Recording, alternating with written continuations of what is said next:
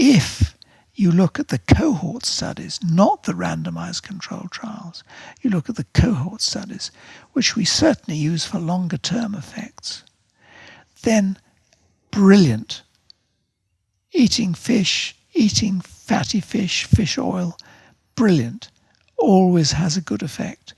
The trouble with that in this particular instance is the sort of people who have fish, and I don't want to.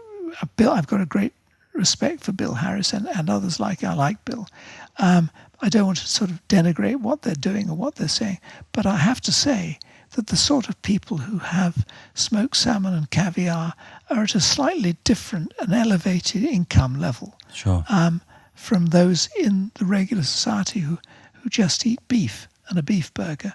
So that it's difficult to say in that situation that it's just the fish oil. No. And that's why the disparity between the clinical trial and the cohort studies poses a real problem, that we may have a confounding by the fact that people are different.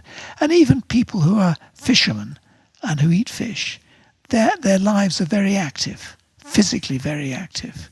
They get less heart disease. So I'm not saying that it's just that fish oils don't work. What I'm saying is that the magnitude of the effect is likely compounded by the fact that they do a lot of other good things. Right. Whichever strata of society they're in, if the upper strata, then they'll tend to be the slimmer people, the more physically active people who have membership at the gym, etc., etc. They're the ones who will have fish. Mm-hmm. Those who don't are not necessarily looking after themselves quite as carefully. So I'd say that there is a pharmacological fish oil which has been shown in a randomized controlled trial to reduce the risk of heart disease, and that may work. I think that one's got to be careful, because the guy who started this whole thing off, which is Mike Burr, who published the DART study, which is the first study to show that fish seem to be protective for heart disease. When he did a later study that wasn't published in the Lancet, it was published in the European Journal of Clinical Nutrition in 2003, he showed that in fact there was a risk actually attached. He didn't see a benefit in terms of fish oil capsules.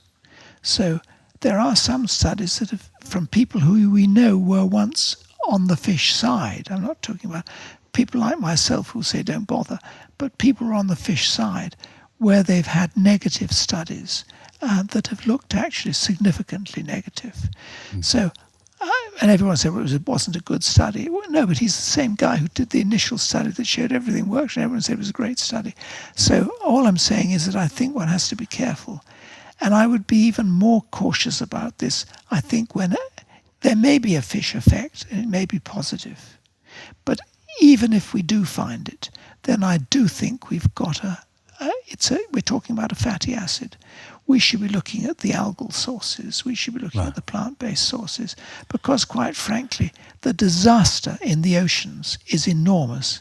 It is said that we will have no fish, so-called stocks, by 2050. That was before we started getting the accelerated global warming we're getting now. I mean, we've already seen the destruction of the Great Barrier Reef, which I think any Australian will know about, and the rest of the world should know about.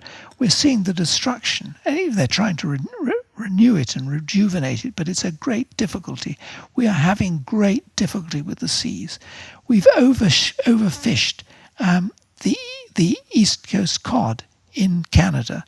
It hasn't returned. It has not. 20 years later, it's not returned. So we are damaging the seas, and I think before we look for a small advantage, a small, somewhat nebulous advantage that we can get with something like fish oil, we've got to be very careful. Mm-hmm. Yeah, I think that's why I think that's the reason that I'm more critical than perhaps I would be otherwise. Yeah, I think you raised some really, really fair points, and I had Bill Harris on, and I think he's quite careful not to over exaggerate the findings, and he spoke at length about the fact that there are a lot of conflicting findings.